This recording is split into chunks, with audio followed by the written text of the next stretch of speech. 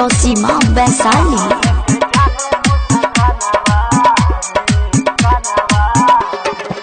झुम झुम बरस सवानवा रे, कांवर लेके जाले मुस्कानवा रे। झुम झुम बरस सवानवा रे, कांवर लेके जाले मुस्कानवा रे। गावत भजनवा होई के मगनवा, नोले बिया शिव जी के ध्यानवा रे। झुम झुम बरस सवानवा रे, कांवर लेके जाले मुस्कानवा रे। झुम झुम बरस सवानवा रे, कांवर लेके जाले मुस्कानवा रे।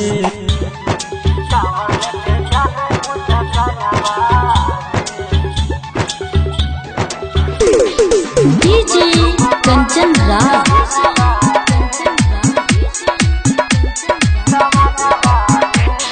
नीम चौक चौसीमा वैशाली।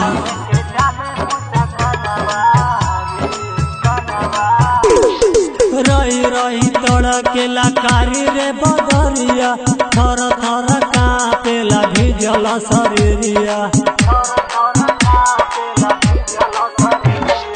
रही रही तड़केला कारी रे बदरिया, थर थर कांपेला भिजल शरीरिया। रिम झिम बरस सवानवा रे, सिहरेला सौंसे बदनवा रे।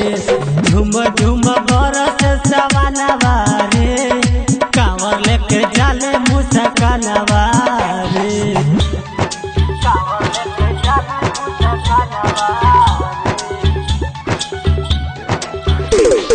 डीजे कंचन राज।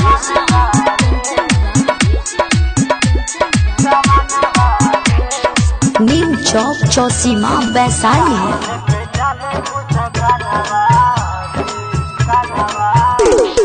पहिर के गेरुआ रंग के हो साड़ी, जातिया भोले बाबा के दुआरी। पहन के गेरुआ रंग के हो साड़ी, जातिया भोले बाबा के दुआरी। आगे आगे जाले अनिल उजाला, पीछे से सभे बम बम चिल्लाला। झुम झुम बरस सवानवा रे, कांवर लेके जाले मुस्कानवा।